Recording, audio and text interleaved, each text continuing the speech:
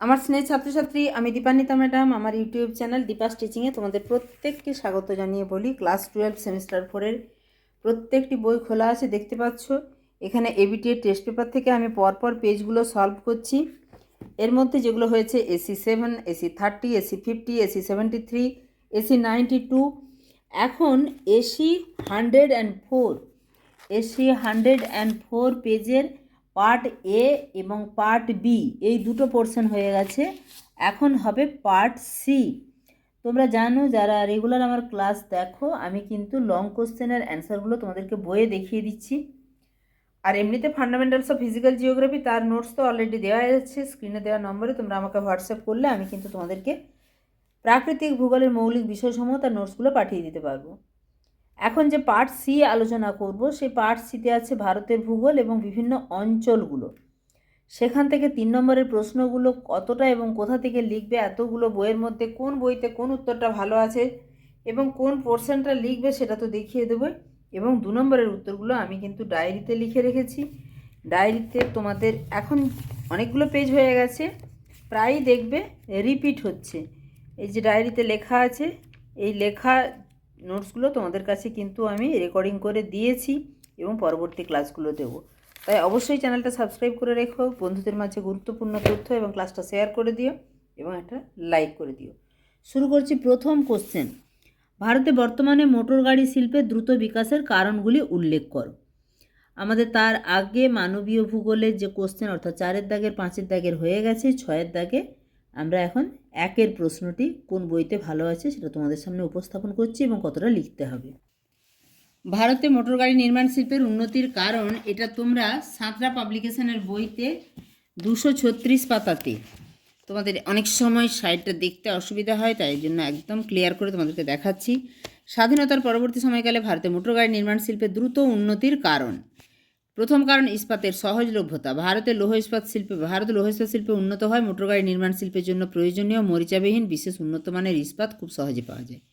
অনুসারী শিল্পের প্রাধান্য। ভারতের মোটর গাড়ি নির্মাণ শিল্প কেন্দ্রে কাছাকাছি প্লাস্টিক, রং, ব্যাটারি, টায়ার, টিউব প্রভৃতি অনুসারী শিল্পের বিকাশ ঘটায়। মোটর গাড়ি নির্মাণ শিল্পের প্রয়োজনীয় গুরুত্বপূর্ণ সরঞ্জাম যেমন অ্যালুমিনিয়াম, কাঁচ, রাবার, প্লাস্টিক, রং, টায়ার, টিউব, ব্যাটারি, বিভিন্ন ইলেকট্রিক্যাল সরঞ্জাম খুব সহজেই পাওয়া যায়। সমতল জমি। যে কোনো শিল্পের জন্য, মোটর গাড়ি নির্মাণ শিল্প নয়, যে কোনো শিল্পের জন্যই কিন্তু প্রয়োজন বিস্তৃত সমতল জমি, যা ভারতে খুব সহজেই পাওয়া যায়। উন্নত পরিবহন।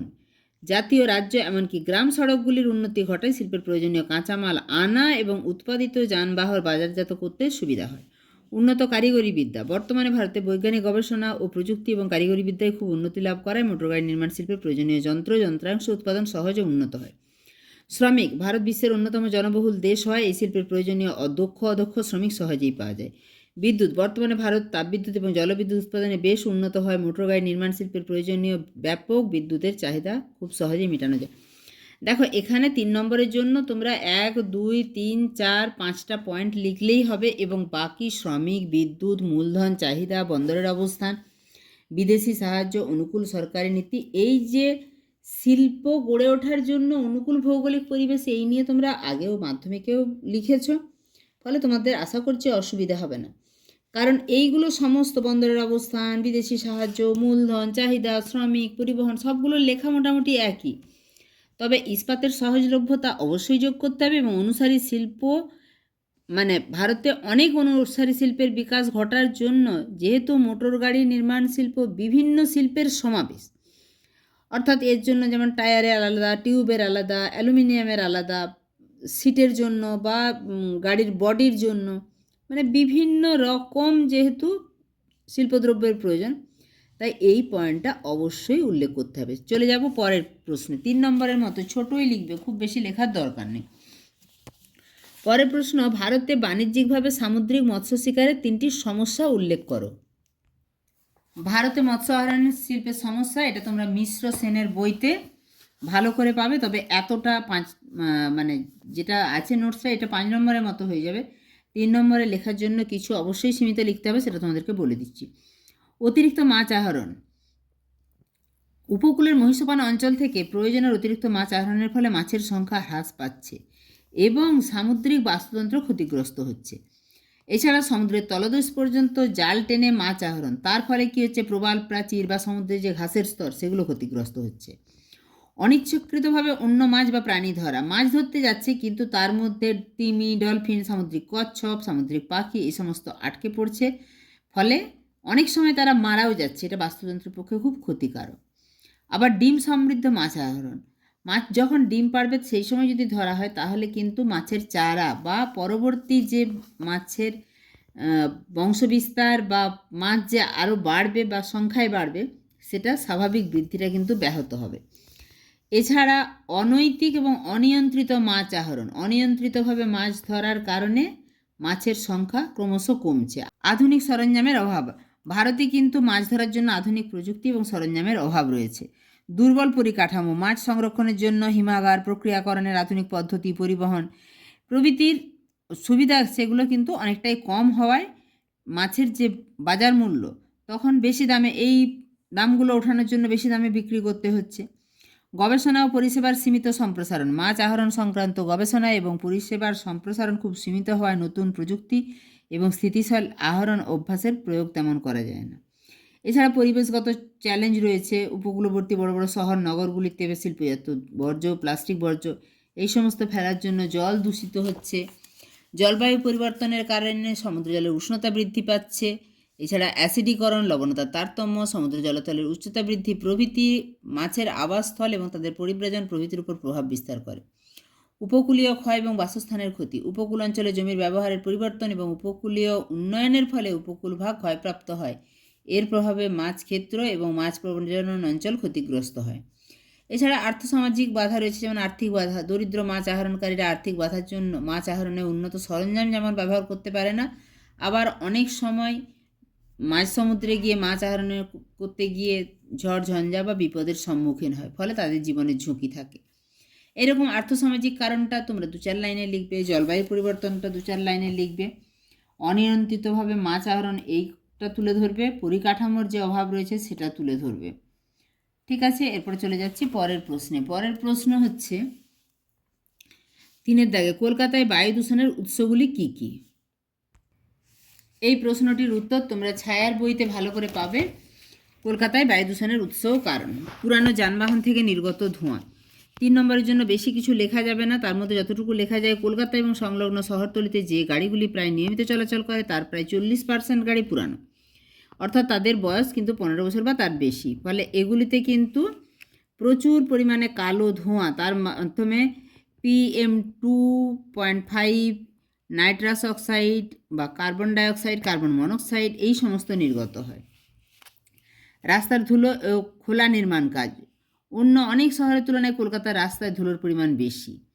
এর কারণ কি না, প্রচুর নির্মাণ কাজ, যেমন মেট্রো রেল, ফ্লাইওভার, ব্রিজ, বহুতল আবাসন এগুলো যখন তৈরি হয়, অনেক পুরানো ঘরবাড়ি ভেঙে ফেলতে হয়, তার ফলে কিন্তু প্রচুর ধুলো হয় এবং সেটা বাতাসে ভেসে বেড়ায়, ফলে বাতাস দূষিত হয়। এইটা শ্বাস প্রশ্বাসের মধ্য দিয়ে ফুসফুসে ঢুকে পড়ে। শহরের শিল্প, কলকাতায় বড় কোনো শিল্প নেই, কিন্তু কলকাতার আশেপাশে রয়েছে অসংখ্য ইটভাটা, ছোট শিল্প, dyeing, lead, plastic, recycling, furnace. ফলে কিন্তু এইসব শিল্পে আবার বায়ু পরিশোধন যন্ত্র ব্যবহার করা হয় না, ফলে নিয়মিত দূষক গ্যাসগুলো বাতাসে মিশছে। ধোঁয়াশার সমস্যা, শীতকালে কলকাতা শহরের বড় সমস্যা হলো ধোঁয়াশা। এটি মূলত ধোঁয়া এবং কুয়াশার মিশ্রণে তৈরি হয়। এতে প্রধান ভূমিকা থাকে particulate matter, nitrogen oxide, sulphur dioxide ও অন্যান্য দূষক। শীতকালে ঠান্ডা বাতাস মাটির কাছে থাকে, উষ্ণবায়ু উপরে উঠতে পারে না, ফলে দূষকগুলি কুয়াশার মধ্যে আটকে পড়ে এবং বাতাস ভারী ও দমবন্ধকর মনে হয়। আবর্জনা পোড়ানো, কলকাতা শহর ও শহরতলিতে রয়েছে অসংখ্য বস্তি, বস্তির মানুষজন আবর্জনা অপসারণের জন্য নিয়মিতভাবে আবর্জনা পুড়িয়ে ফেলে এবং এই আবর্জনায় থাকে প্লাস্টিক, কাগজ, টায়ার, ফলে বিষাক্ত গ্যাস তৈরি হয়। এছাড়া পেট্রোল ডিজেল যানবাহন, কলকাতার অধিকাংশ যানবাহন পেট্রোল ও ডিজেল চালিত। সিএনজি অনেক বেশি পরিবেশ বান্ধব জ্বালানি, যেটা কমপ্রেসড ন্যাচারাল গ্যাস, কিন্তু এর ব্যবহারটা, সিএনজির ব্যবহার কিন্তু সীমিত। 2023 সালের হিসাব অনুযায়ী কলকাতার মাত্র 20টি সিএনজি স্টেশন রয়েছে, ফলে ডিজেল গাড়ি থেকে নির্গত নাইট্রোজেন অক্সাইড, পার্টিকুলেট ম্যাটার এবং পেট্রোল গাড়ি থেকে নির্গত কার্বন মনোক্সাইড এবং হাইড্রোকার্বন নিয়মিত বায়ুতে মিশছে এবং দূষণ ঘটাচ্ছে। চলে যাব 4-এর প্রশ্নে। 3 নম্বরের প্রশ্ন এগুলি। এর মধ্যে আমি সমস্তটাই তোমাদেরকে দেখিয়ে দিলাম, তোমরা যতটা পারবে শর্ট করে বা সংক্ষিপ্ত করে লিখবে। ভূমি ব্যবহার এবং ভূমি আচ্ছাদনের মধ্যে পার্থক্য। ভূমি আচ্ছাদন এবং ভূমি ব্যবহারের পার্থক্য খুবই আনকমন একটি প্রশ্ন, যেটি তোমরা রায় মার্টিনের বইতে 281 পাতায় পাবে। ভূমি আচ্ছাদন কি? বিভিন্ন প্রাকৃতিক উপাদান দ্বারা আচ্ছাদিত ভূমিভাগ। আর ভূমি ব্যবহার কি? মানুষ যখন নিজের প্রয়োজনে জমির গুণগত মান এবং কার্যকারিতার উপর নির্ভর করে ভূমির ব্যবহার করে, তখন তাকে বলছে ভূমি ব্যবহার। উপাদান বনভূমি, তৃণভূমি, জলাভূমি, নদ নদী, হিমবাহ, এগুলো হচ্ছে ভূমি প্রকৃতি দ্বারা আচ্ছাদিত। আবার কৃষিভূমি, মানুষ চাষবাস করে, মানুষ গাছ লাগায়, ব্যবসা বাণিজ্য, শিল্পাঞ্চল, এগুলো হচ্ছে ভূমি ব্যবহার। উৎপত্তি, ভূমি আচ্ছাদনের উপাদানগুলি প্রকৃতি থেকে সৃষ্ট হয়। আর ভূমি ব্যবহারের উপাদানগুলি মানুষ তার প্রয়োজন অনুসারে বিজ্ঞান ও প্রযুক্তি ব্যবহারের মাধ্যমে সৃষ্টি করে। নিয়ন্ত্রক, প্রাকৃতিক পরিবেশের বিভিন্ন উপাদান যেমন কোনো স্থানের অবস্থান, জলবায়ু, মৃত্তিকা প্রভৃতি দ্বারা ভূমি আচ্ছাদন নিয়ন্ত্রিত হয়। আর ভূমি ব্যবহার কিছু প্রাকৃতিক উপাদান যেমন ভূমি ব্যবহারকে নিয়ন্ত্রণ করে, তেমন আর্থসামাজিক অবস্থা, প্রযুক্তি, জনসংখ্যা প্রভৃতি দ্বারাও ভূমি ব্যবহার নিয়ন্ত্রিত হয়। খুব গুরুত্বপূর্ণ একটা প্রশ্নের উত্তর, অবশ্যই স্ক্রিনশট নিয়ে নাও এবং লিখে নাও। আমরা চলে যাব এরপরে 2 নম্বরের প্রশ্নে। 2 নম্বরের প্রশ্ন, সুস্থায়ী উন্নয়ন কাকে বলে? সুস্থায়ী উন্নয়ন বা সাস্টেনেবল ডেভেলপমেন্ট খুব ইম্পর্টেন্ট কোশ্চেন, কিন্তু এটা এমন একটা উন্নয়ন যা শুধু মানে বর্তমানে যে আমি উন্নতি ঘটাবো এরকম নয়, ভবিষ্যৎ প্রজন্মের চাহিদা পূরণ করবে বা ভবিষ্যৎ প্রজন্মের জন্য সুরক্ষিত রেখে পরিবেশ দূষণ না করে যখন যে উন্নয়ন হয় সেটাকে বলছে সুস্থায়ী উন্নয়ন। সহজভাবে বলতে গেলে আজকের উন্নয়ন যেন আগামীর ক্ষতি না করে। সুস্থায়ী উন্নয়নের মূল দিকগুলো হচ্ছে অর্থনৈতিক উন্নয়ন, আয় বৃদ্ধি, কর্মসংস্থান সৃষ্টি। সামাজিক উন্নয়ন যেমন শিক্ষা, স্বাস্থ্য, সমতা ও ন্যায়। পরিবেশ সংরক্ষণ, প্রাকৃতিক সম্পদের সঠিক ব্যবহার এবং পরিবেশ রক্ষা। পরে 2 নম্বরের কোশ্চেনগুলি তোমাদেরকে দেখিয়ে দিচ্ছি। কাগজ শিল্পের কাঁচামাল, এটা তোমরা জানো কাগজ শিল্পের জন্য নরম কাঠ, সাবাই ঘাস যেমন লাগে, caustic soda, soda ash, sulphuric acid. কাগজ শিল্পের কাঁচামাল কিন্তু আগেও আলোচনা করা হয়েছে, তাও আমি তোমাদেরকে দেখিয়ে দিচ্ছি। এছাড়া আছে দক্ষিণবঙ্গে আর্সেনিক দূষণের প্রভাব, আর আছে জঙ্গলমহলে ভূমি অবনমনের 2টি কারণ। এই যে আগে তোমাদেরকে বললাম কাগজ শিল্পের জন্য কৃষিজ কাঁচামাল, বাঁশ, ঘাস, তুলো, ধান, ইক্ষু, এইগুলো মানে আখের ছিবড়া। এছাড়া রাসায়নিক কাঁচামাল caustic soda, soda ash, chlorine, sulphuric acid, sodium sulphate, চুন, গন্ধক, চীনামাটি, টাইটানিয়াম অক্সাইড, ক্যালসিয়াম কার্বনেট, দস্তা, রং, এই সমস্তগুলো হচ্ছে কাগজ শিল্পের জন্য রাসায়নিক কাঁচামাল। দক্ষিণবঙ্গে আর্সেনিক দূষণের সমস্যা এখানে দেখে নাও। দীর্ঘদিন আর্সেনিক দূষিত জল কৃষিক্ষেত্রে ব্যবহারের ফলে সেই জল সিঞ্চিত ফসল মানুষের শরীরে খাদ্যের সঙ্গে প্রবেশ করে। এছাড়া সরাসরি আর্সেনিক দূষিত জল পানের ফলেও মানুষের স্বাস্থ্যের ক্ষতি হয়। আর্সেনিক দূষিত জলাশয়ের জল অথবা নলকূপের জল ব্যবহারের ফলে হাতে পায়ে চামড়ায় ঘা হয় এবং তা থেকে ক্যান্সার পর্যন্ত হতে পারে। চর্মরোগ ছাড়াও কিছু ক্ষেত্রে ফুসফুসের রোগ, লিভারের রোগ, নার্ভের অসুখ, হাইপারটেনশন, অ্যানিমিয়া প্রভৃতি রোগ সৃষ্টি হয়। লাস্ট যে কোশ্চেন, এটিও আলোচনা হয়েছে কিন্তু জঙ্গলমহলে ভূমি অবক্ষয়ের কারণ। জঙ্গলমহল এলাকা বিশেষত পশ্চিম মেদিনীপুর, পুরুলিয়া, বাঁকুড়ার মতো জেলাগুলিতে ভূমি অবক্ষয় এর মূল কারণ হচ্ছে গাছ কাটা। সেই জন্য প্রথম পয়েন্ট দিবে অরণ্য হনন। জঙ্গলমহলের মানুষের জীবিকা অনেকাংশে বন নির্ভর। জঙ্গল থেকে জ্বালানি সংগ্রহ, বিড়ি শিল্পের জন্য কেন্দুপাতা সংগ্রহ, মধু সংগ্রহ, শালপাতা এবং অন্যান্য বিষয়ের জন্য এখানকার মানুষের জঙ্গল নির্ভরতা বেশি। বর্তমানে এরা জঙ্গল থেকে শাল গাছ কেটে অর্থনৈতিক স্বার্থ চরিতার্থ করছে। উদাহরণ ফলস্বরূপ কী হচ্ছে না, উন্মুক্ত ভূমিতে দ্রুত মাটির ক্ষয় বাড়ছে। এছাড়া রয়েছে অপজমির সমস্যা, ইংরেজিতে ওয়েস্টল্যান্ড বা অপজমি হচ্ছে কোনটা? অব্যবহৃত পতিত জমি। জঙ্গলমহলে মোট অপজমির পরিমাণ প্রায় 45,000 হেক্টর। এই ব্যবহারের অযোগ্য পতিত জমিকে ব্যবহারযোগ্য করে তোলার প্রচেষ্টা না থাকায় কৃষিকাজ হয় না, এখানে মাটির ক্ষয়ের পরিমাণ বেশি হয়। এখানকার পতিত জমিগুলো অব্যবহৃত থেকে যাওয়ার কারণ কি না, জমির চরিত্র। এখানে জঙ্গলমহলের মাটি মূলত আম্লিক ল্যাটেরাইট যুক্ত মাটি, যেটা মানে একদম শক্ত চাদরের মতো, ফলে ভূমি কর্ষণ করা কঠিন। এছাড়া এই মাটি ব্যবহারের অনেক রকম অসুবিধা রয়েছে, মানে সার দেওয়া বা জমিকে যে উর্বর করে তোলা সেটা কিছুতেই সম্ভব হয়ে উঠছে না, ফলে এই জমিতে সেভাবে চাষবাস হয় না। এছাড়া খরা, জমিতে জল ধরে রাখার সমস্যা। জঙ্গলমহলে কিন্তু বৃষ্টিপাতের পরিমাণ তুলনামূলকভাবে পশ্চিমবঙ্গের যেহেতু একদম পশ্চিমাংশের দিকে চলে যাচ্ছে, বৃষ্টিপাতের পরিমাণটা তুলনামূলক কিছুটা কমছে।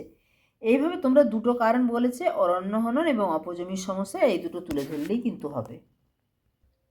ঠিক আছে, এভাবেই পরপর প্রত্যেকটা ভিডিও পাওয়ার জন্য অবশ্যই চ্যানেলে চোখ রাখো এবং চ্যানেলটা সাবস্ক্রাইব করে রাখো। ভিডিওটা ভালো লাগলে অবশ্যই একটা লাইক করে দিও এবং বন্ধুদের মাঝে শেয়ার করে দিও। দেখা হচ্ছে খুব তাড়াতাড়ি আরও একটি উপস্থাপনার সঙ্গে।